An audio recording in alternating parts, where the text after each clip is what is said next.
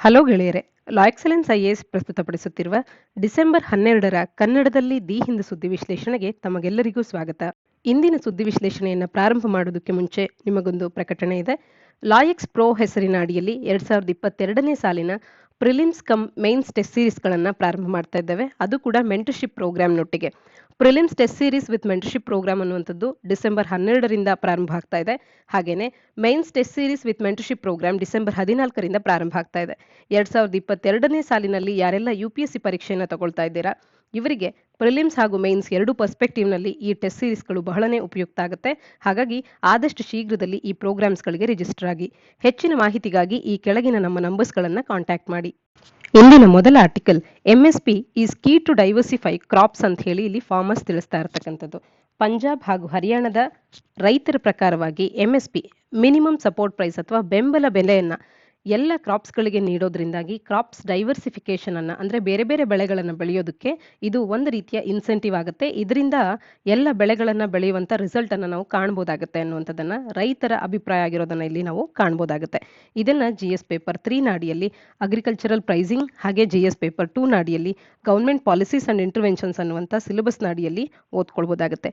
ಇಲ್ಲಿ guaranteed prices ಅನ್ನುವಂಥದ್ದು water incentive ಆಗಿರುವಂತ ಪ್ಯಾಡಿ ಮತ್ತು ವೀಟ್ ಕ್ರಾಪ್ಸ್ಗಳಿಂದ ಬೇರೆ ಕ್ರಾಪ್ಸ್ಗಳನ್ನು ಬೆಳೆಯೋದಕ್ಕೆ ನೆರವಾಗುತ್ತೆ ಅನ್ನುವಂಥದ್ದನ್ನ ಇಲ್ಲಿ ತಿಳಿಸ್ತಾ ಇರ್ತಕ್ಕಂಥದ್ದು.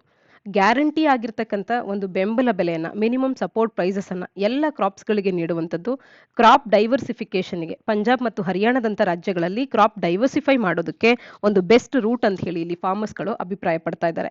ಈಗ ಪ್ಯಾಡಿ ಅಥವಾ ವೀಟನ್ನು ನಾವು ನೋಡೋದಾದ್ರೆ ಇದು ಇನ್ಪುಟ್ ಎಕ್ಸ್ಪೆನ್ಸಿವ್ ಆಗಿರ್ತಕ್ಕಂಥ ಬೆಳೆಗಳಾಗಿದೆ.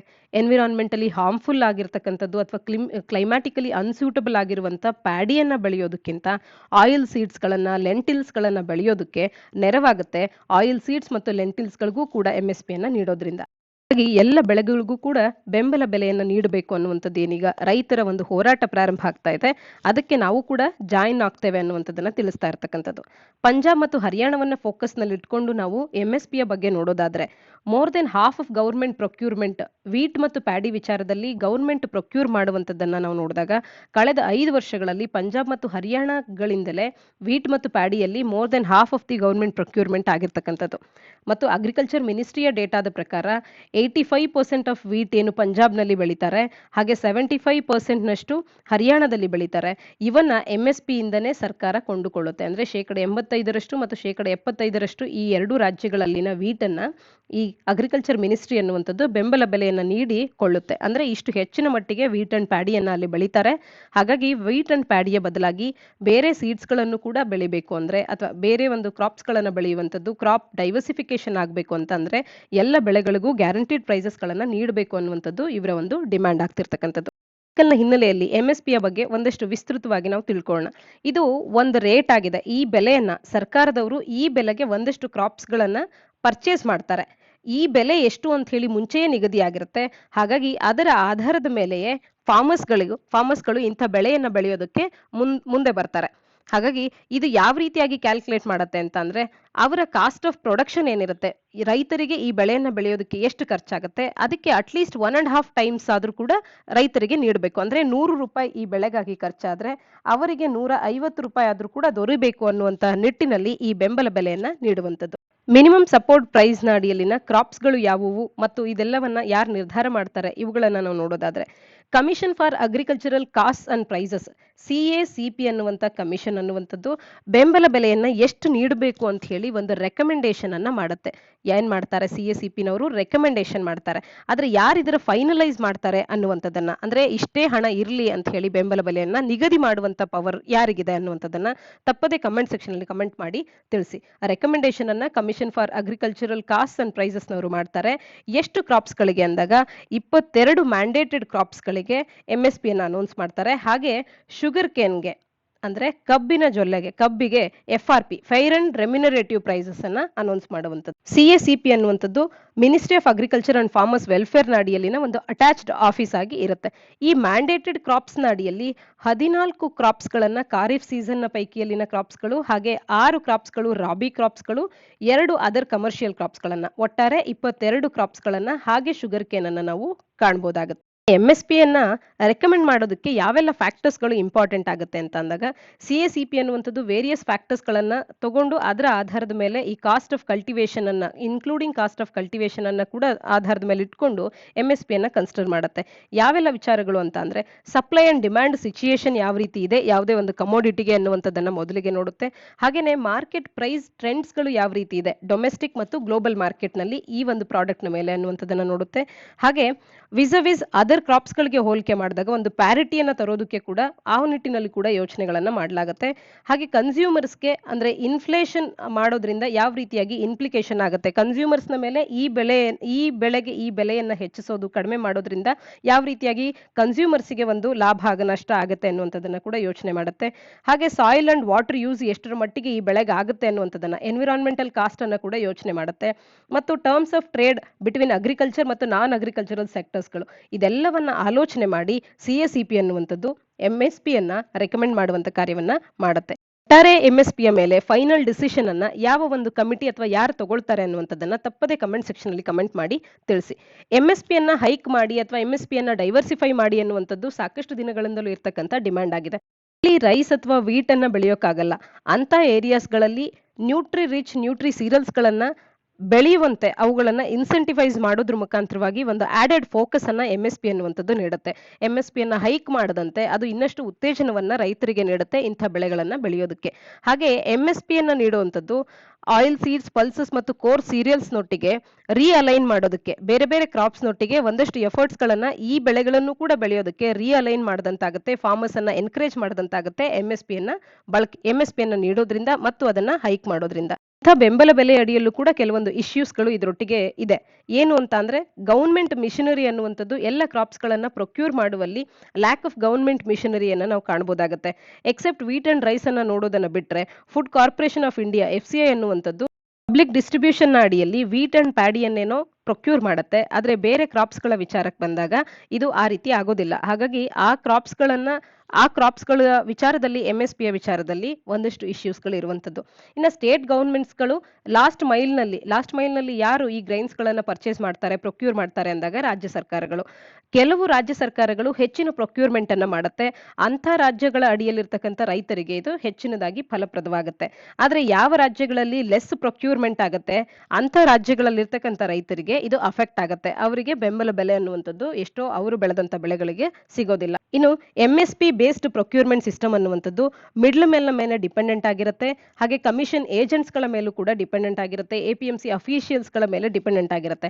ಹಾಗಾಗಿ ಸಣ್ಣ ರೈತರುಗಳಿಗೆ ಇದರ ಒಂದು ಆಕ್ಸೆಸ್ ಅನ್ನ ಪಡ್ಕೊಳ್ಳೋದಕ್ಕೆ ಡಿಫಿಕಲ್ಟ್ ಆಗುತ್ತೆ. ಹಾಗಾದ್ರೆ MSP ವಿಚಾರದಲ್ಲಿ ಈ ಸಮಸ್ಯೆಗಳಿಗೆ ಒಂದು ಉತ್ತರವನ್ನ ನೀಡೋದಕ್ಕೆ ಯಾವ ಸೊಲ್ಯೂಷನ್ಸ್ ಗಳನ್ನ ನಾವು ಹುಡ್ಕೋಬಹುದು ಅಂತ ಅಂದ್ರೆ, commission for agricultural cost and prices ಅನ್ನುವಂಥದ್ದು ತನ್ನ ಪ್ರೈಸ್ ಪಾಲಿಸಿ ರಿಪೋರ್ಟ್ನ ಪ್ರಕಾರ 2018-19 ಖಾರಿಫ್ ಮಾರ್ಕೆಟಿಂಗ್ ಸೀಸನ್ ನಲ್ಲಿ ತಂದಿರತಕ್ಕಂಥ ರಿಪೋರ್ಟ್ನ ಪ್ರಕಾರ ಒಂದು ಲೆಜಿಸ್ಲೇಷನ್ ಅನ್ನ ಎನಾಕ್ಟ್ ಮಾಡಿ ಅಂತ ಹೇಳಿ ತಿಳಿಸುತ್ತೆ. ಆ ಲೆಜಿಸ್ಲೇಷನ್ ಏನ್ ಹೇಳುತ್ತೆ ಅಂತ ಅಂದ್ರೆ, ಎಲ್ಲ ರೈತರಿಗೂ ಕೂಡ the right to sell at MSP ಅನ್ನುವಂತ ಒಂದು ಹಕ್ಕನ್ನ ರೈತರಿಗೆ ನೀಡುವಂತ ಲೆಜಿಸ್ಲೇಷನ್ ಅನ್ನ ಪಾಸ್ ಮಾಡಿ ಅಂತ ಕೂಡ ಇದು ತಿಳಿಸುತ್ತೆ ಈ ರಿಪೋರ್ಟ್. ಅದರಿಂದಾಗಿ ಎಲ್ಲ ರೈತರಲ್ಲೂ ಕೂಡ ತಾವು ಬೆಳೆಯುವಂತ ಪ್ರೊಡ್ಯೂಸರ್ಸ್ ಗಳನ್ನ ಅಂದ್ರೆ ಸರ್ಕಾರ ಅನ್ನುವಂಥದ್ದು ಪರ್ಚೇಸ್ ಮಾಡುತ್ತೆ ಅನ್ನುವಂಥ ಒಂದು ಕಾನ್ಫಿಡೆನ್ಸ್ ಅನ್ನುವಂಥದ್ದು ರೈತರಲ್ಲಿ ಬೆಳೆಯುತ್ತೆ. ತಮ್ಮ ಬೆಳೆದಂತ ಬೆಳೆಗಳಿಗೆ ಒಂದು ಒಳ್ಳೆ ಬೆಲೆ ಸಿಗುತ್ತೆ ಅನ್ನುವಂಥ ಒಂದು ಕಾನ್ಫಿಡೆನ್ಸ್ ಬೆಳೆಯುತ್ತೆ ಅನ್ನುವಂಥದ್ದನ್ನ ತಿಳಿಸ್ತಾ ಇರ್ತಕ್ಕಂಥದ್ದು. ಇನ್ನು ಸರ್ಕಾರ ಕ್ರಾಪ್ ಅಂಡ್ ಅನಿಮಲ್ ಅಗ್ರಿಕಲ್ಚರ್ ಅನ್ನು ಕೂಡ ಪ್ರಮೋಟ್ ಮಾಡಬೇಕಾಗತ್ತೆ. ಆಗ vitamin, minerals, dietary fibre, proteins ಇವೆಲ್ಲವೂ ರಿಚ್ ಇರ್ತಕ್ಕಂಥದ್ದನ್ನ ಪೀಪಲ್ ಕನ್ಸ್ಯೂಮ್ ಮಾಡೋದಕ್ಕೆ ಶುರು ಮಾಡ್ತಾರೆ. ರೈಸ್ ಮತ್ತು ವೀಟ್ಗೆ ನೀಡುವಂತ MSPಯನ್ನ ಪ್ರೊಕ್ಯೂರ್ಮೆಂಟ್ ಅನ್ನ ಈ ಫ್ರೀಸ್ ಮಾಡೋದ್ರ ಮುಖಾಂತರವಾಗಿ, ಅಂದ್ರೆ 10 to 15 quintal per acre per farmer ಅಂತ ಹೇಳಿ ಫ್ರೀಸ್ ಮಾಡೋದ್ರಿಂದಾಗಿ, ಒಂದು ಕ್ಯಾಪಿಂಗ್ ಅನ್ನ ಹಾಕೋದ್ರಿಂದಾಗಿ ಇದೊಂದು ರೈಟ್ ವೇ ಆಗುತ್ತೆ. ಬೇರೆ ಬೆಳೆಗಳಿಗೂ ಕೂಡ ಬೆಂಬಲ ಬೆಲೆಯನ್ನ ನೀಡಬಹುದಾಗಿರುತ್ತೆ. ಹೆಚ್ಚಿನ ರೈತರಿಗೂ ಕೂಡ ಇದು ನೆರವಾಗುತ್ತೆ. ಆರ್ಟಿಕಲ್ನ ಹಿನ್ನೆಲೆಯಲ್ಲಿ MSPಯನ್ನ ರೆಕಮೆಂಡ್ ಮಾಡುವಂತವರು commission for agricultural cost and prices ಅವರಾದ್ರೆ, ಹಾಗಾದ್ರೆ ಇದನ್ನ ಫೈನಲ್ ಆಗಿ ನಿರ್ಧಾರ ತಗೊಳ್ಳುವಂತವ್ರು ಯಾರು ಅನ್ನುವಂಥದ್ದನ್ನ ತಪ್ಪದೆ ಕಮೆಂಟ್ ಸೆಕ್ಷನ್ ಅಲ್ಲಿ ಕಮೆಂಟ್ ಮಾಡಿ ತಿಳಿಸಿ. ಮುಂದಿನ article, no drop in stubble burning in Punjab Haryana this year ಅನ್ನುವಂಥದ್ದು. ಪಂಜಾಬ್ ಮತ್ತು ಹರಿಯಾಣದಲ್ಲಿ ಸ್ಟಬಲ್ ಬರ್ನಿಂಗ್ ಅಲ್ಲಿ ಯಾವುದೇ ಡ್ರಾಪ್ ಅನ್ನ ನಾವು ಕಂಡಿಲ್ಲ ಈ ವರ್ಷ ಅಂತ ಹೇಳಿ ಈ ಆರ್ಟಿಕಲ್ ನಮಗೆ ತೋರಿಸ್ತಾ ಇದೆ. ಇದನ್ನ ಅಗ್ರಿಕಲ್ಚರ್ನ ಅಡಿಯಲ್ಲಿ, ಗವರ್ಮೆಂಟ್ ಪಾಲಿಸೀಸ್ ಅಂಡ್ ಇಂಟರ್ವೆನ್ಷನ್ಸ್ ಅನ್ನುವಂಥ ಸಿಲೆಬಸ್ನ ಅಡಿಯಲ್ಲಿ, environmental pollution and degradation, health ಈ ಎಲ್ಲ ಸಿಲೆಬಸ್ನ ಅಡಿಯಲ್ಲಿ ಓದ್ಕೊಳ್ಬಹುದಾಗುತ್ತೆ. ಸ್ಟಬಲ್ ಬರ್ನಿಂಗ್ ಅನ್ನುವಂಥದ್ದು ಒಂದು ಆನ್ಗೋಯಿಂಗ್ ಇಶ್ಯೂ ಆಗಿರುತ್ತೆ. ಪ್ರತಿದಿನವೂ ಆಲ್ಮೋಸ್ಟ್ ಪ್ರತಿದಿನ ಅಥವಾ ಸ್ಪೆಷಲಿ ವಿಂಟರ್ನ ಸಂದರ್ಭದಲ್ಲಿ ಸ್ಟಬಲ್ ಸ್ಟಬಲ್ ಬರ್ನಿಂಗಿಗೆ ಸಂಬಂಧಪಟ್ಟಂತೆ ಪ್ರತಿದಿನವೂ ಆರ್ಟಿಕಲ್ಸ್ಗಳನ್ನು ನೋಡ್ತಾ ಇರ್ತೇವೆ. ಯಾಕೆ ಅಂತಂದ್ರೆ ಡೆಲ್ಲಿಯ ಸುತ್ತಮುತ್ತ ಇರತಕ್ಕಂಥ ವೆಸ್ಟರ್ನ್ ಯುಪಿ, ಪಂಜಾಬ್, ಹರಿಯಾಣದಂಥ ರಾಜ್ಯಗಳಲ್ಲಿ ಸ್ಟಬಲ್ ಬರ್ನಿಂಗ್ನ ಸಮಸ್ಯೆ ಅನ್ನುವಂಥದ್ದು ಇದು ಕಾಡ್ತಾನೆ ಇರತಕ್ಕಂಥ ಒಂದು ಸಮಸ್ಯೆ. ಇದರಿಂದಾಗಿ ಡೆಲ್ಲಿಯಲ್ಲಿ ವಿಂಟರ್ನಲ್ಲಿ ಮೊದಲೇ ಅಲ್ಲಿನ ವಾಯು ಮಾಲಿನ್ಯ ಅನ್ನುವಂಥದ್ದು ಹೆಚ್ಚಾಗ್ತಾ ಇರುತ್ತೆ. ಏರ್ ಕ್ವಾಲಿಟಿ ಅನ್ನುವಂಥದ್ದು ವೆರಿ ಸಿವಿಯರ್ ಕ್ಯಾಟಗರಿಗೆ ಇಳಿತಾ ಇರುತ್ತೆ. ಸ್ಟಬಲ್ ಬರ್ನಿಂಗ್ ಕೂಡ ಅದಕ್ಕೆ ಹೆಚ್ಚಿನದಾಗಿ ಕಾಂಟ್ರಿಬ್ಯೂಟ್ ಮಾಡುವಂತ ಒಂದು ಅಂಶ ಆಗಿರುತ್ತೆ. ಹಾಗಾಗಿ ಇದನ್ನ ಅವಾಯ್ಡ್ ಮಾಡಬೇಕು ಅಂತ ಹೇಳಿ ಹಲವಾರು ಮೆಷರ್ಸ್ ಗಳನ್ನ ಸರ್ಕಾರಗಳು ತಗೊಳ್ತಾ ಇದೆ. ಇದು ಕೂಡ ಸ್ಟಬಲ್ ಬರ್ನಿಂಗ್ ನ ಬಗ್ಗೆ ನಡೆಸಿರ್ತಕ್ಕಂಥ ಒಂದು ಅಧ್ಯಯನದಲ್ಲಿ ಈ ವರ್ಷದಲ್ಲಿ ಸ್ಟಬಲ್ ಬರ್ನಿಂಗ್ ನಲ್ಲಿ ಯಾವುದೇ ಡ್ರಾಪ್ ಇಲ್ಲ ಅನ್ನುವಂಥದ್ದನ್ನ ಈ ಆರ್ಟಿಕಲ್ ತಿಳಿಸ್ತಾ ಇರತಕ್ಕಂಥದ್ದು. ಇಲ್ಲಿ IARI Indian agriculture research institute ನವರು ಸ್ಯಾಟಲೈಟ್ ಮಾನಿಟರಿಂಗ್ ಅನ್ನು ಮಾಡಿ 78,291 ಇನ್ಸ್ಟೆನ್ಸಸ್ ಅನ್ನು ಕಂಡಿದ್ದಾರೆ. ಇಲ್ಲಿ ನಾವು ಸೆಪ್ಟೆಂಬರ್ನಿಂದ ನವೆಂಬರ್ 30ರವರೆಗೆ ಅಷ್ಟರ ಮಟ್ಟಿಗಿನ ಫೀಲ್ಡ್ಸ್ ಗಳಲ್ಲಿ ಒಂದು ಬ್ಲೇಸ್ ಅನ್ನುವಂಥದ್ದು ಸೆಟಪ್ ಆಗಿರ್ತಕ್ಕಂಥದ್ದು. ಅಂದ್ರೆ ಸ್ಟಬಲ್ ಬರ್ನಿಂಗ್ ಅನ್ನುವಂಥದ್ದು ಇನ್ನೂ ಕೂಡ ಹಾಗೆ ಮುಂದುವರಿತಾ ಇದೆ ಅನ್ನುವಂಥದ್ದನ್ನ ಈ ಆರ್ಟಿಕಲ್ ನಮಗೆ ತಿಳಿಸ್ತಾ ಇರ್ತಕ್ಕಂಥ. ಸ್ಟಬಲ್ ಬರ್ನಿಂಗ್ ಅಂತ ಅಂದ್ರೆ ಪಂಜಾಬ್, ಹರಿಯಾಣದಂತ ರಾಜ್ಯಗಳಲ್ಲಿ ಎಲ್ಲಿ ಬೆಳೆಯನ್ನ ಬೆಳೀತಾರೆ ಅಂದ್ರೆ ಪ್ಯಾಡಿ ಅಥವಾ ವೀಟನ್ನ ಬೆಳೆದಂತವ್ರು ಆದಷ್ಟು ಶೀಘ್ರದಲ್ಲಿ ಮತ್ತೊಂದು ಬೆಳೆಯನ್ನ ಹಾಕಬೇಕು ಅಂತ ಹೇಳಿ ಅಲ್ಲಿ ಲೇಬರರ್ಸ್ಗಳ ಕೊರತೆಯಿಂದಾಗಿರಬಹುದು ಅಥವಾ ಕಾಸ್ಟ್ ಅನ್ನುವಂಥದ್ದು ಕಡಿಮೆ ಆಗುತ್ತೆ ಅಂತ ಇರಬಹುದು. ಪ್ಯಾಡಿ ಅಥವಾ ವೀಟ್ ದಿದ್ದಂತ ಸ್ಟಬಲ್ ಏನಿರುತ್ತೆ ಅಂದ್ರೆ ಅದರ ಒಂದು ಕಾಂಡ ಏನಿರುತ್ತೆ ಪೈರನ್ನ ಅದನ್ನ ಕೀಳದೆ ಅದನ್ನ ಹಾಗೆಯೇ ಸುಡುವಂಥದ್ದು. ಇದರಿಂದಾಗಿ ಅಲ್ಲಿನ ಏರ್ ಕ್ವಾಲಿಟಿಗೆ ಸಾಕಷ್ಟು ನಷ್ಟ ಆಗುತ್ತೆ. ಅದನ್ನ ಆರ್ಟಿಕಲ್ ನಲ್ಲಿ ನಾವು ಕಾಣಬಹುದಾಗಿದೆ. ಈ ಸ್ಟಬಲ್ ಬರ್ನಿಂಗ್ ಅನ್ನ ಡ್ರಾಪ್ ಮಾಡಬೇಕು ಅಂತ ಹೇಳಿ ಹಲವಾರು ಮೆಷರ್ಸ್ ಗಳನ್ನ ತಗೊಂಡ್ರು ಕೂಡ ಅದು ಡ್ರಾಪ್ ಆಗಿಲ್ಲ ಹೆಚ್ಚಿನದಾಗಿ ಅನ್ನುವಂಥದ್ದನ್ನ ಆರ್ಟಿಕಲ್ ನಮಗೆ ತಿಳಿಸ್ತಾ ಇರ್ತಕ್ಕಂಥದ್ದು. ಈ ರೀತಿಯಾಗಿ ಕ್ರಾಪ್ ರೆಸಿಡ್ಯೂಗೆ ಅಂತ ಹೇಳಿ ಫೈರ್ ಅನ್ನ ಸೆಟ್ ಮಾಡುವಂಥದ್ದನ್ನ ಈ ರೀತಿಯ ಸ್ಟಬಲ್ ಬರ್ನಿಂಗ್ ಅಥವಾ ಪರಾಲಿ ಬರ್ನಿಂಗ್ ಅಂತ ಹೇಳಿ ಕರೆಯುವಂಥದ್ದು. ಈ ಒಂದು ಸ್ಟಬಲ್ ಬರ್ನಿಂಗ್ ಅನ್ನ ಕಂಟೈನ್ ಮಾಡಬೇಕು ಅಂತ ಹೇಳಿ ಛತ್ತೀಸ್ಗಢ ರಾಜ್ಯ ಸರ್ಕಾರ ಒಂದು ವಿಶಿಷ್ಟವಾದಂತ ಮಾರ್ಗವನ್ನ ಪಾಲಿಸ್ತಾ ಇದೆ. ಅದು ಏನಂತ ಕರಿತೇವೆ, ಅದು ಯಾವ ಒಂದು ಮೆಥಡ್ ಅನ್ನುವಂಥದ್ದನ್ನ ತಪ್ಪದೆ ಕಮೆಂಟ್ ಸೆಕ್ಷನ್ ಅಲ್ಲಿ ಕಮೆಂಟ್ ಮಾಡಿ ತಿಳಿಸಿ. ಇನ್ನ ಬರ್ನಿಂಗ್ ಅನ್ನುವಂಥದ್ದು ಚೀಪೆಸ್ಟ್ ಮತ್ತು ಫಾಸ್ಟೆಸ್ಟ್ ವೇ ಆಗಿದೆ ಈ ಸ್ಟಬಲ್ ನಿಂದ ಅವರು ಆದಷ್ಟು ಶೀಘ್ರದಲ್ಲಿ ಮುಕ್ತರಾಗೋದಕ್ಕೆ. ಹಾಗಾಗಿ ಇದನ್ನ ಪಂಜಾಬ್ ಮತ್ತು ಹರಿಯಾಣ ರಾಜ್ಯ ಸರ್ಕಾರಗಳು ಹೆಚ್ಚಿನದಾಗಿ ಬಳಸ್ತಾ ಇರ್ತಕ್ಕಂಥದ್ದು. ಇನ್ನ ಫೀಲ್ಡ್ಸ್ ಗಳಲ್ಲಿ ಪರಲಿಯನ್ನ ಹಾಗೆ ಬಿಟ್ಟಿದ್ದೆ ಆದ್ರೆ ಟರ್ಮೈಟ್ಸ್ ಅನ್ನುವಂಥದ್ದು ಅಪ್ಕಮಿಂಗ್ ಕ್ರಾಪ್ ಅನ್ನ ಅಟ್ಯಾಕ್ ಮಾಡಬಹುದಾಗಿರುತ್ತೆ. ಹಾಗಾಗಿ ಅದನ್ನ ಬೇಡ ಅಂತ ಅನ್ಕೊಳ್ತಾರೆ. ಇನ್ನ ಎಕನಾಮಿಕ್ ಕಂಡೀಷನ್ ಆಫ್ ಫಾರ್ಮರ್ಸ್ ಅನ್ನುವಂಥದ್ದು ಕೂಡ ಮೆಕನೈಸ್ಡ್ ಮೆಥಡ್ಸ್ ಗಳನ್ನ ಫಾಲೋ ಮಾಡೋದಕ್ಕೆ ಎಕ್ಸ್ಪೆನ್ಸಿವ್ ಆಗಿರುತ್ತೆ ಅಂತ ಹೇಳಿ ಅದನ್ನು ಕೂಡ ಬೇಡ ಅಂತ ಅನ್ಕೊಳ್ತಾರೆ. ಹಾಗಾಗಿ ಅಕ್ಟೋಬರ್ ನಲ್ಲಿ ಪ್ರಾರಂಭ ಆಗುವಂತ ಈ ಸ್ಟಬಲ್ ಬರ್ನಿಂಗ್ ಅನ್ನುವಂಥದ್ದು ನವೆಂಬರ್ ತಿಂಗಳಲ್ಲಿ ಹೆಚ್ಚಿನದಾಗಿ ಪೀಕ್ ಗೆ ರೀಚ್ ಆಗುವಂತದನ್ನ ನಾವು ಕಾಣಬಹುದಾಗುತ್ತೆ. ಸೌತ್ ವೆಸ್ಟ್ ಮಾನ್ಸೂನಿನ ರಿಟ್ರಿವಲ್ ಆಗುವಂತ ಸಂದರ್ಭದಲ್ಲಿ ಸ್ಟಬಲ್ ಬರ್ನಿಂಗಿನ ಸಮಸ್ಯೆಯು ಕೂಡ ಕೋಇನ್ಸೈಡ್ ಆಗಿ ಆ ಸಂದರ್ಭದಲ್ಲಿ ಇನ್ನಷ್ಟು ವಾಯುಮಾಲಿನ್ಯ ಆಗೋದಕ್ಕೆ ಇದು ನೆರವಾಗುತ್ತೆ. ಇನ್ನ ಮೇಜರ್ ಕಾಸಸ್ ಏನು, ಈ ಸ್ಟಬಲ್ ಬರ್ನಿಂಗ್ ಅನ್ನ ತೆಗಿಬೇಕು ಅಂತ ಹೇಳಿ ಅದನ್ನ ಕಡಿಮೆ ಮಾಡಬೇಕು ಅಂತ ಪ್ರಯತ್ನ ಮಾಡಿದ್ರು ಕೂಡ ಏನು ತೊಡಕುಗಳಾಗ್ತಿದೆ ಅಂತ ಅಂದ್ರೆ ಟೆಕ್ನಾಲಜಿ ಇದೆ ಒಂದು ಸಮಸ್ಯೆ ಆಗುತ್ತೆ. ಮೆಕನೈಸ್ಡ್ ಹಾರ್ವೆಸ್ಟಿಂಗ್ ಅನ್ನ ಬಳಕೆ ಮಾಡಿದ್ರು ಕೂಡ ಅದು ಕೆಲವು ಇಂಚಸ್ ಆಫ್ ಸ್ಟಬಲ್ಸ್ ಗಳನ್ನ ಫೀಲ್ಡ್ಸ್ ನಲ್ಲಿ ಹಾಗೆಯೇ ಉಳಿಸುತ್ತೆ, ಒಂದು ಸಮಸ್ಯೆ ಆಗುತ್ತೆ. ಇನ್ನ ಈ ಹಿಂದಿನ ದಿನಗಳಲ್ಲಿ ಎಕ್ಸೆಸ್ ಕ್ರಾಪ್ ಅನ್ನ ಫಾರ್ಮರ್ಸ್ ಕುಕಿಂಗ್ ಆಗಿ ಬಳಸ್ತಾ ಇದ್ರು. ಅವರ ಅನಿಮಲ್ಸ್ ಗಳಿಗೆ ಅದಕ್ಕೆ ಫಾಡರ್ ಆಗಿ ಅದನ್ನ ಬಳಸ್ತಾ ಇದ್ರು. ಆದ್ರೆ ಇವತ್ತು ಹೆಚ್ಚಿನದಾಗಿ ಈ ಉಜ್ವಲ ಯೋಜನೆಯಿಂದ ಆಗಿರಬಹುದು ಅಥವಾ ಎಲ್ಲರೂ ಕೂಡ ಗ್ಯಾಸ್ಗೆ ಕನ್ವರ್ಟ್ ಆಗಿರ್ತಕ್ಕಂಥ ಗ್ಯಾಸ್ ಅನ್ನ ಬಳಕೆ ಮಾಡ್ತಾ ಇರೋದ್ರಿಂದ ಆಗಿರಬಹುದು ಈ ಹಿನ್ನೆಲೆಯಲ್ಲಿ ಸ್ಟಬಲ್ ಅನ್ನ ಹೆಚ್ಚಿನದಾಗಿ ಬಳಸ್ತಾ ಇಲ್ಲ. ಇನ್ನ ಅಡ್ವರ್ಸ್ ಇಂಪ್ಯಾಕ್ಟ್ ಆಫ್ ಲಾಸ್ ಗಳನ್ನ ನಾವು ನೋಡೋದಾದ್ರೆ 2009ರಲ್ಲಿ Punjab preservation of subsoil water act ಅಂತ ಹೇಳಿ ಒಂದು ಲಾ ಇಂಪ್ಲಿಮೆಂಟ್ ಆಗುತ್ತೆ. ಅದರ ಇಂಪ್ಲಿಮೆಂಟೇಷನ್ ಟೈಮ್ ಪೀರಿಯಡ್ ಅನ್ನುವಂಥದ್ದು ಸ್ಟಬಲ್ ಬರ್ನಿಂಗ್ ಅನ್ನ ನಾರ್ಥರ್ನ್ ಇಂಡಿಯಾದಲ್ಲಿ ವಿಂಟರ್ ಆನ್ಸೆಟ್ ಆಗುವಂತ ಸಂದರ್ಭದಲ್ಲಿ ಕೋಇನ್ಸಿಡೆಂಟ್ ಆಗುವಂತೆ ಮಾಡೋದಕ್ಕೆ ಅದು ಕೂಡ ಒಂದು ಕಾರಣ ಆಗಿದೆ. ಇದು ಈ ಲಾನಿಂದ ಆಗ್ತಿರ್ತಕ್ಕಂಥ ಅಡ್ವರ್ಸ್ ಇಂಪ್ಯಾಕ್ಟ್ ಆಗಿದೆ. ಹಾಗೆ ಪ್ಯಾಡಿಯನ್ನ ಲೇಟ್ ಆಗಿ ಟ್ರಾನ್ಸ್ಪ್ಲಾಂಟ್ ಮಾಡುವಂಥದ್ದು ಕೂಡ ಮತ್ತೊಂದು ಕಾರಣ ಆಗ್ತಾ ಇದೆ. ಇನ್ನ ಹೈ ಸಿಲಿಕಾ ಕಂಟೆಂಟ್ ಅನ್ನುವಂಥದ್ದು ಕೂಡ ಇಲ್ಲಿ ಕಾರಣ ಆಗುತ್ತೆ. ರೈಸ್ ಸ್ಟ್ರಾ ಅನ್ನುವಂಥದ್ದು ಯೂಸ್ಲೆಸ್ ಅಂತ ಹೇಳಿ ಫಾಡರ್ಗೆ ಯೂಸ್ಲೆಸ್ ಅಂತ ಕೂಡ ಕನ್ಸಿಡರ್ ಆಗ್ತಾ ಇದೆ.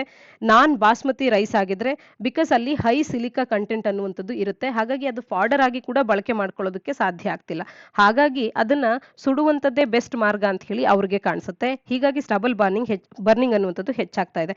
ಇದರಿಂದ ಏನೆಲ್ಲ ಸಮಸ್ಯೆ ಆಗುತ್ತೆ ಅಂತಂದ್ರೆ ವಾತಾವರಣದಲ್ಲಿ ಪೊಲ್ಯೂಷನ್ ಹೆಚ್ಚಾಗುವಂಥದ್ದು, methane, carbon monoxide, volatile organic compounds ಆಗಿರ್ಬೋದು, ಕಾರ್ಸಿಯೋನೋಜಿಕ್ ಪಾಲಿಸೈಕ್ಲಿಕ್ ಆರೋಮ್ಯಾಟಿಕ್ ಹೈಡ್ರೋಕಾರ್ಬನ್ಸ್ ಗಳನ್ನ ಹೆಚ್ಚಿನದಾಗಿ ಇದು ವಾತಾವರಣಕ್ಕೆ ಬಿಡುಗಡೆ ಮಾಡುತ್ತೆ. ಇನ್ನ ಇದರಿಂದಾಗಿ ಹ್ಯೂಮನ್ ಹೆಲ್ತ್ ನ ಮೇಲೆ ಅಡ್ವರ್ಸ್ ಇಂಪ್ಯಾಕ್ಟ್ ಆಗುತ್ತೆ. ಥಿಕ್ ಬ್ಲಾಂಕೆಟ್ ಆಫ್ ಸ್ಮಾಗ್ ಕೂಡ ಕಾಸ್ ಆಗುತ್ತೆ. ಸಾಯಿಲ್ ಫರ್ಟಿಲಿಟಿಯನ್ನ ಕೂಡ ಇದು ಡ್ರಾಪ್ ಮಾಡುತ್ತೆ. ಗ್ರೌಂಡ್ ಮೇಲೆ ಇರ್ತಕ್ಕಂಥ ಹಸ್ಕ್ ಅನ್ನ ಬರ್ನ್ ಮಾಡೋದ್ರಿಂದ ಸಾಯಿಲ್ ನಲ್ಲಿ ಇರ್ತಕ್ಕಂಥ ನ್ಯೂಟ್ರಿಯೆಂಟ್ಸ್ ಗಳು ಕೂಡ ಇದರಿಂದಾಗಿ ಹಾಳಾಗುತ್ತೆ ಮತ್ತು ಇದು ಲೆಸ್ ಫರ್ಟೈಲ್ ಆಗಿ ಸಾಯಿಲ್ ಕನ್ವರ್ಟ್ ಆಗುತ್ತೆ. ಹೀಟ್ ಪೆನೆಟ್ರೇಷನ್ ಆಗೋದ್ರಿಂದ ಮಾಯಿಶ್ಚರ್ ಲಾಸ್ ಆಗುತ್ತೆ. ಮೈಕ್ರೋಬ್ಸ್ಗಳು, ಯೂಸ್ಫುಲ್ ಮೈಕ್ರೋಬ್ಸ್ಗಳು ಕೂಡ ಇದರಿಂದ ಸಾಯ್ಬೇಕಾಗಿ ಬರುತ್ತೆ. ಇನ್ನು ಸ್ಟಬಲ್ ಬರ್ನಿಂಗಿಗೆ ಆಲ್ಟರ್ನೇಟಿವ್ಸ್ಗಳನ್ನು ನೋಡೋದಾದ್ರೆ ಇನ್ಸಿಟ್ಯೂಟ್ ಟ್ರೀಟ್ಮೆಂಟ್ ಆಫ್ ಸ್ಟಬಲ್ ಅನ್ನ ಮಾಡ್ಬೋದು. ಉದಾಹರಣೆಗೆ ಝೀರೋ ಟಿಲ್ಲರ್ ಮಿಷಿನ್ ಅನ್ನ ಮ್ಯಾನೇಜ್ ಮಾಡಿಕೊಂಡು ಬಯೋ ಡಿಕಾಂಪೋಸರ್ಸ್ಗಳನ್ನ ಬಳಕೆ ಮಾಡ್ಕೊಳ್ಬಹುದು. ಈ ಮುಖಾಂತರ ಈ ಒಂದು ಸ್ಟಬಲ್ ಅನ್ನ ಮ್ಯಾನೇಜ್ ಮಾಡಬಹುದು. ಎಕ್ಸಿಟ್ಯೂಟ್ ಟ್ರೀಟ್ಮೆಂಟ್ ಅಥವಾ ಆಫ್ ಸೈಡ್ ಟ್ರೀಟ್ಮೆಂಟ್ ಅನ್ನ ನೋಡಿದ್ರೆ ರೈಸ್ ಸ್ಟ್ರಾ ಅನ್ನ ಕ್ಯಾಟಲ್ ಫಾಡರ್ ಆಗಿ ಬಳಸಬಹುದು. ಟೆಕ್ನಾಲಜಿಯನ್ನ ಬಳಕೆ ಮಾಡ್ಕೊಳ್ಬಹುದು. ಟರ್ಬೋ ಹ್ಯಾಪಿ ಸೀಡರ್ ಮಷಿನ್ಸ್ ಗಳನ್ನ ಬಳಕೆ ಮಾಡಿಕೊಂಡು ಸ್ಟಬಲ್ ಅನ್ನ ಅಪ್ರೂಟ್ ಮಾಡಬಹುದಾಗುತ್ತೆ ಮತ್ತು ಆ ಒಂದು ಏರಿಯಾ ಕ್ಲಿಯರ್ ಆಗಿರ್ತಕ್ಕಂಥ ಏರಿಯಾದಲ್ಲಿ ಸೀಡ್ಸ್ ಗಳನ್ನ ಸೋ ಮಾಡಬಹುದಾಗುತ್ತೆ. ಕ್ರಾಪಿಂಗ್ ಪ್ಯಾಟರ್ನ್ ಅನ್ನೇ ಚೇಂಜ್ ಮಾಡುವಂತದ್ದು ಒಂದು ಡೀಪರ್ ಮತ್ತು ಮೋರ್ ಫಂಡಮೆಂಟಲ್ ಸೊಲ್ಯೂಷನ್ ಆಗಿ ಕೂಡ ನಮಗೆ ಕಾಣುತ್ತೆ. ಆರ್ಟಿಕಲ್ ನ ಹಿನ್ನೆಲೆಯಲ್ಲಿ ಛತ್ತೀಸ್ಗಢ ಇಂಟ್ರೊಡ್ಯೂಸ್ ಮಾಡಿರ್ತಕ್ಕಂಥ ಹೊಸದೊಂದು ಮೆಥಡ್ ಏನು, ಈ ಸ್ಟಬಲ್ ಬರ್ನಿಂಗ್ ಅನ್ನ ಇಂಥ ಒಂದು ಇಶ್ಯೂ ಅನ್ನ ತಡೆಯೋದಕ್ಕೆ ಅನ್ನುವಂಥದ್ದನ್ನ ತಪ್ಪದೆ ಕಮೆಂಟ್ ಸೆಕ್ಷನ್ ಅಲ್ಲಿ ಕಮೆಂಟ್ ಮಾಡಿ ತಿಳಿಸಿ.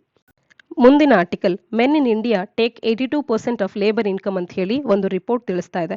ಇದನ್ನ GS ಪೇಪರ್ 3 ನಾಡಿಯಲ್ಲಿ ಎಕಾನಮಿ, ಡೆವಲಪ್ಮೆಂಟ್ ಹಾಗೆ ಜೆಂಡರ್ ಇನ್ಇಕ್ವಾಲಿಟಿ ಅನ್ನುವಂಥ ಸಿಲೆಬಸ್ ನಾಡಿಯಲ್ಲಿ ಓದ್ಕೊಳ್ಬಹುದಾಗುತ್ತೆ. ವರ್ಲ್ಡ್ ಇನ್ಇಕ್ವಾಲಿಟಿ ರಿಪೋರ್ಟ್ 2022 ಈ ಒಂದು ರಿಪೋರ್ಟ್ ಅನ್ನುವಂಥದ್ದು ಈ ವಾರ ಬಿಡುಗಡೆ ಆಗಿದ್ದು, ಈ ರಿಪೋರ್ಟ್ನ ಪ್ರಕಾರ ಭಾರತದಲ್ಲಿ ಲೇಬರ್ ಇನ್ಕಮ್ ಅಂತ ಏನ್ ಬರುತ್ತೆ ಅದರಲ್ಲಿನ 82% ಇನ್ಕಮ್ ಅನ್ನ ಮೆನ್ ಪಡ್ಕೊಂಡ್ರೆ ಕೇವಲ 18% ಇನ್ಕಮ್ ಮಾತ್ರವೇ ವುಮೆನ್ನ ಕಡೆಯಿಂದ ಬರ್ತಾ ಇದೆ ಅನ್ನುವಂಥದ್ದನ್ನ ಆರ್ಟಿಕಲ್ ನಮಗೆ ತಿಳಿಸ್ತಾ ಇರ್ತಕ್ಕಂಥದ್ದು. ಹಾಗೆ ಬೇರೆ ಬೇರೆ ಕಂಟ್ರೀಸ್ಗಳಿಗೆ, ನಮ್ಮ ಸುತ್ತಲಿನ ಕಂಟ್ರೀಸ್ಗಳಿಗೆ ನಾವು ಕಂಪೇರ್ ಮಾಡೋದಾದ್ರೆ ಚೈನಾದಲ್ಲಿ 33.4% ವುಮೆನ್ ಕಾಂಟ್ರಿಬ್ಯೂಟ್ ಮಾಡ್ತಿದ್ರೆ, ಶ್ರೀಲಂಕಾದಲ್ಲಿ 23.3%, ನೇಪಾಳ 23%, ಭಾರತದಲ್ಲಿ ಕೇವಲ 18.3%, ಭೂತಾನ್ನಲ್ಲಿ 17.5%, ಬಾಂಗ್ಲಾದೇಶನಲ್ಲಿ 16.9%, ಪಾಕಿಸ್ತಾನದಲ್ಲಿ ಕೇವಲ 7.4% ಫಿಮೇಲ್ ಶೇರ್ ಅನ್ನುವಂಥದ್ದು ಈ ಲೇಬರ್ ಇನ್ಕಮ್ನಲ್ಲಿ ಕಂಡಿರ್ತಕ್ಕಂಥದ್ದು. ಜಾಗತಿಕವಾಗಿ ಈ ರೀತಿ ಗ್ಲೋಬಲ್ ಅರ್ನಿಂಗ್ಸ್ಗಳಲ್ಲಿ ಜೆಂಡರ್ ಇನ್ಇಕ್ವಾಲಿಟಿ ಅನ್ನುವಂಥದ್ದು ಹೆಚ್ಚಿನದಾಗಿ ಕಂಡು ಬರ್ತಾ ಇದೆ ಅನ್ನುವಂಥದ್ದನ್ನ ಈ ರಿಪೋರ್ಟ್ ನಮಗೆ ತಿಳಿಸ್ತಾ ಇರ್ತಕ್ಕಂಥದ್ದು. ಹಾಗಾದ್ರೆ ವರ್ಲ್ಡ್ ಇನ್ಇಕ್ವಾಲಿಟಿ ರಿಪೋರ್ಟ್ ಅನ್ನ ಯಾರು ಬಿಡುಗಡೆ ಮಾಡ್ತಾರೆ ಅನ್ನುವಂಥದ್ದನ್ನ ತಪ್ಪದೆ ಕಮೆಂಟ್ ಸೆಕ್ಷನ್ ಅಲ್ಲಿ ಕಮೆಂಟ್ ಮಾಡಿ ತಿಳಿಸಿ. G7 puts up United front against Russia ಅನ್ನುವಂಥದ್ದು. G7 ಅನ್ನುವಂಥದ್ದು ರಷ್ಯಾದ ವಿರುದ್ಧವಾಗಿ ಒಂದು ಯುನೈಟೆಡ್ ಫ್ರಂಟ್ ಅನ್ನ ಇಲ್ಲಿ ತೋರಿಸ್ತಾ ಇದೆ ಅನ್ನುವಂಥದ್ದನ್ನ ಆರ್ಟಿಕಲ್ ನಮಗೆ ತಿಳಿಸ್ತಾ ಇರ್ತಕ್ಕಂಥದ್ದು. GS ಪೇಪರ್ 2 ನಾಡಿಯಲ್ಲಿ ಇಂಪಾರ್ಟೆಂಟ್ ಇಂಟರ್ನ್ಯಾಷನಲ್ ಇನ್ಸ್ಟಿಟ್ಯೂಷನ್ಸ್ ಹಾಗೆ ಗ್ಲೋಬಲ್ ಗ್ರೂಪಿಂಗ್ಸ್ ಅನ್ನುವಂಥ ಸಿಲೆಬಸ್ ನಾಡಿಯಲ್ಲಿ ಇದನ್ನ ನಾವು ಓದ್ಕೊಳ್ಬಹುದಾಗುತ್ತೆ. ಇಲ್ಲಿ G7 ಕಂಟ್ರೀಸ್ಗಳು, G7 ಅಂದಾಕ್ಷಣ ನಮಗೆ ನೆನಪಾಗಬೇಕು ಜಗತ್ತಿನ ವೆಲ್ತಿಯೆಸ್ಟ್ ಡೆಮೋಕ್ರಸೀಸ್ ಅಂತ ಗುರುತಿಸ್ಕೊಳ್ಳುವಂತ ಕಂಟ್ರೀಸ್ಗಳು 7 ರಾಷ್ಟ್ರಗಳು ಸೇರಿ ಮಾಡಿರ್ತಕ್ಕಂಥ ಗುಂಪು ಈ G7 ಅನ್ನುವಂಥ ಗುಂಪು. ಈ G7 ಗುಂಪಿನ ಸದಸ್ಯರೆಲ್ಲರೂ ಕೂಡ ಅಲ್ಲಿನ ಫಾರಿನ್ ಮಿನಿಸ್ಟರ್ಸ್ಗಳ ಒಂದು ಮೀಟ್ ಅನ್ನುವಂಥದ್ದು ಜರುಗಿದೆ. ಅದು ಬ್ರಿಟನ್ ನಲ್ಲಿ ಜರುಗಿದ್ದು ಅಲ್ಲಿನ ಡೆಲಿಗೇಟ್ಸ್ಗಳು ಉಕ್ರೇನ್ನ ವಿಚಾರವಾಗಿ ರಷ್ಯಾದ ವಿರುದ್ಧವಾಗಿ ಏಕಪಕ್ಷೀಯವಾಗಿ ಮಾತನಾಡಿರ್ತಕ್ಕಂಥದ್ದನ್ನ ಆರ್ಟಿಕಲ್ ನಮಗೆ ತಿಳಿಸ್ತಾ ಇರ್ತಕ್ಕಂಥದ್ದು. ಇಲ್ಲಿ ರಷ್ಯಾ ಅನ್ನುವಂಥದ್ದು ಇನ್ಕರ್ಷನ್ ಅನ್ನ ಮಾಡ್ತಾ ಇದೆ. ಇದೊಂದು ಸ್ಟ್ರಾಟಜಿಕ್ ಮಿಸ್ಟೇಕ್ ಆಗಿದೆ ರಷ್ಯಾದ ಕಡೆಯಿಂದ. ಹಾಗಾಗಿ ರಷ್ಯಾ ಅನ್ನುವಂಥದ್ದು ಸೀರಿಯಸ್ ಕಾನ್ಸಿಕ್ವೆನ್ಸಸ್ ಅನ್ನ ಫೇಸ್ ಮಾಡಬೇಕಾಗುತ್ತೆ ಅಂತ ಕೂಡ ಇಲ್ಲಿ ತಿಳಿಸ್ತಾ ಇರ್ತಕ್ಕಂಥದ್ದು. ಸದ್ಯಕ್ಕೆ G7 ಅನ್ನ ಬ್ರಿಟನ್ ಚೇರ್ ಮಾಡ್ತಾ ಇದ್ದು ಇಲ್ಲಿ ತನ್ನ ಮೆಂಬರ್ಸ್ಗಳಿಗೆ ಇದೊಂದು ಕರೆಯನ್ನ ಕೂಡ ನೀಡ್ತಾ ಇದೆ. ಫ್ರೀ ವರ್ಲ್ಡ್ ಅನ್ನ ಅಟೈನ್ ಮಾಡಬೇಕು ಅಥವಾ ಅದನ್ನ ನಾವು ಪಡಿಬೇಕು ಅಂತ ಅಂದ್ರೆ ಇಲ್ಲಿ ಈ ರೀತಿಯ ಒಂದು ನಡೆಗಳಿಗೆ ವಿರುದ್ಧವಾದಂತ ಮೂವ್ ಅನ್ನ ಎಲ್ಲರೂ ಕೂಡ ಏಕಪಕ್ಷೀಯವಾಗಿ ಮಾಡಬೇಕು ಅಂತ ಹೇಳಿ ಇಲ್ಲಿ ತಿಳಿಸ್ತಾ ಇರ್ತಕ್ಕಂಥದ್ದು. ಆರ್ಟಿಕಲ್ ನ ಹಿನ್ನೆಲೆಯಲ್ಲಿ G7 ನ ಬಗ್ಗೆ ನಾವು ಒಂದಷ್ಟು ಮಾಹಿತಿಯನ್ನ ತಿಳ್ಕೊಳ್ಳೋದಾದ್ರೆ G7 ಅಂದಾಕ್ಷಣ ನಮಗೆ ಇಲ್ಲಿ 7 ಜಗತ್ತಿನ ವೆಲ್ದಿಯೆಸ್ಟ್ ಡೆಮೋಕ್ರಸಿ ಸೇರಿ ಮಾಡಿರ್ತಕ್ಕಂಥ ಒಂದು ಗುಂಪು ಅನ್ನುವಂಥದ್ದು ನೆನಪಾಗಬೇಕು. ಇದೊಂದು ಇಂಟರ್ ಗವರ್ಮೆಂಟಲ್ ಆರ್ಗನೈಸೇಷನ್ ಆಗಿರ್ತಕ್ಕಂಥ ಒಂದು ಗುಂಪಾಗಿದೆ. ಇದು 1975ರಲ್ಲಿ ಫಾರ್ಮ್ ಆಗಿದ್ದಂಥದ್ದು. ಈ ಬ್ಲಾಕ್ ಅನ್ನುವಂಥದ್ದು ವಾರ್ಷಿಕವಾಗಿ ಮೀಟ್ ಆಗುತ್ತೆ. ಇಲ್ಲಿ ಗ್ಲೋಬಲ್ ಎಕನಾಮಿಕ್ ಗವರ್ನೆನ್ಸ್ ನ ವಿಚಾರ ಆಗಿರ್ಬೋದು, ಇಂಟರ್ನ್ಯಾಷನಲ್ ಸೆಕ್ಯೂರಿಟಿಯ ವಿಚಾರ ಆಗಿರ್ಬೋದು, ಎನರ್ಜಿ ಪಾಲಿಸಿ ಬಗ್ಗೆ ಆಗಿರಬಹುದು, ತಮ್ಮ ಕಾಮನ್ ಇಂಟ್ರೆಸ್ಟ್ ಗಳನ್ನ ಶೇರ್ ಮಾಡ್ಕೊಳ್ಳುತ್ತೆ. ಹಾಗಾದ್ರೆ ಇಲ್ಲಿನ ಸದಸ್ಯ ರಾಷ್ಟ್ರಗಳು ಯಾವುವು ಅಂದಾಗ UK, Canada, France, Germany, Italy, Japan ಮತ್ತು US ಈ 7 ರಾಷ್ಟ್ರಗಳು ಇಲ್ಲಿನ ಸದಸ್ಯ ರಾಷ್ಟ್ರಗಳಾಗಿರ್ತಕ್ಕಂಥದ್ದು. ಎಲ್ಲ G7 ಕಂಟ್ರೀಸ್ಗಳು ಕೂಡ G20ಯ ಪಾರ್ಟ್ ಆಗಿರ್ತಕ್ಕಂಥದ್ದು. ಇಂಡಿಯಾ ಕೂಡ G20ಯ ಭಾಗ ಅನ್ನುವಂಥದ್ದು ನಮಗೆ ತಿಳಿದಿರಬೇಕು. ಆದ್ರೆ G7 ನಲ್ಲಿ ಭಾರತ ಇಲ್ಲ ಅನ್ನುವಂಥದ್ದು ಕೂಡ ನಮಗೆ ತಿಳಿದಿರ್ಬೇಕಾಗತ್ತೆ. G7 ಅನ್ನುವಂಥದ್ದು ಫಾರ್ಮಲ್ ಕಾನ್ಸ್ಟಿಟ್ಯೂಷನ್ ಅನ್ನ ಅಥವಾ ಫಿಕ್ಸ್ಡ್ ಹೆಡ್ ಕ್ವಾರ್ಟರ್ಸ್ ಅನ್ನ ಹೊಂದಿಲ್ಲ. ಡಿಸಿಷನ್ಸ್ ಅನ್ನುವಂಥದ್ದು ಸಮ್ಮಿಟ್ ನ ಸಂದರ್ಭದಲ್ಲಿ, ಆನ್ಯುಯಲ್ ಸಮ್ಮಿಟ್ ನ ಸಂದರ್ಭದಲ್ಲಿ ತಗೊಳ್ತಾರೆ. ಹಾಗೆ ಈ ಡಿಸಿಷನ್ಸ್ ನಾನ್ ಬೈಂಡಿಂಗ್ ಆಗಿರುತ್ತೆ ಅನ್ನುವಂಥದ್ದು ಕೂಡ ನಮಗೆ ತಿಳಿದಿರ್ಬೇಕಾಗತ್ತೆ. ಇನ್ನ ಇತ್ತೀಚೆಗೆ G7 ಸಮ್ಮಿಟ್ ಜರುಗದಂತ ಸಂದರ್ಭದಲ್ಲಿ ಅಂದ್ರೆ ಫಿನಾನ್ಸ್ ಮಿನಿಸ್ಟರ್ಸ್ಗಳು ಎಲ್ಲರೂ ಕೂಡ G7ನ ಫಿನಾನ್ಸ್ ಮಿನಿಸ್ಟರ್ಸ್ಗಳು ಇತ್ತೀಚೆಗೆ ಒಂದು ಲ್ಯಾಂಡ್ ಮಾರ್ಕ್ ಅಕಾರ್ಡಿಗೆ ಸಹಿ ಹಾಕ್ತಾರೆ, global minimum corporate tax rate ಅನ್ನುವಂಥದ್ದನ್ನ. ಈ global minimum corporate tax rate ನ ಪ್ರಕಾರವಾಗಿ ಎಷ್ಟು ಮಿನಿಮಮ್ ಟ್ಯಾಕ್ಸ್ ರೇಟ್ ಅನ್ನ ಅವರು ಹೇಳ್ತಿದ್ದಾರೆ ಅನ್ನುವಂಥದ್ದನ್ನ ತಪ್ಪದೆ ಕಮೆಂಟ್ ಸೆಕ್ಷನ್ ಅಲ್ಲಿ ಕಮೆಂಟ್ ಮಾಡಿ ತಿಳಿಸಿ. ಹಾಗೆ G7 ಇತ್ತೀಚಿನ ಒಂದಷ್ಟು ಬೆಟರ್ ಇನಿಷಿಯೇಟಿವ್ಸ್ ಗಳು ಅಂತ ಅಂದ್ರೆ build back better for the world project, build back better world ಅಂತ ಹೇಳಿ B3W ಅನ್ನುವಂತ ಒಂದು ಪ್ರಾಜೆಕ್ಟ್ ಅನ್ನ ಕೂಡ ಈ G7 ಅನ್ನುವಂಥದ್ದು ಇನಿಷಿಯೇಟ್ ಮಾಡ್ತಾ ಇದೆ. ಹಾಗೆ ಡೆಮೋಕ್ರಸಿ 11 ಅನ್ನುವಂತ ಒಂದು ಇನಿಷಿಯೇಷನ್ ಅನ್ನ ಕೂಡ ನಾವು ಕಾಣಬಹುದಾಗುತ್ತೆ. ಇದನ್ನ ಯಾವೆಲ್ಲ ಕಂಟ್ರೀಸ್ಗಳು ಫ್ರೀಡಮ್ ಆಫ್ ಎಕ್ಸ್ಪ್ರೆಷನ್ ಅನ್ನ ಸಪೋರ್ಟ್ ಮಾಡುತ್ತೆ, ಎನ್ಕರೇಜ್ ಮಾಡುತ್ತೆ, ಆ ಎಲ್ಲ ಕಂಟ್ರೀಸ್ಗಳು ಓಪನ್ ಸೊಸೈಟೀಸ್ ಅಂತ ಗುರುತಿಸಿಕೊಳ್ಳುವಂತವು. ಹಾಗೇನೆ G7 ಸದಸ್ಯ ರಾಷ್ಟ್ರಗಳು ಸೇರಿ ಈ ಡೆಮೋಕ್ರಸೀಸ್ 11 ಅನ್ನುವಂತ ಒಂದು ಅಗ್ರಿಮೆಂಟ್ಗೆ ಸಹಿ ಹಾಕಲಾಗಿರ್ತಕ್ಕಂಥದ್ದು.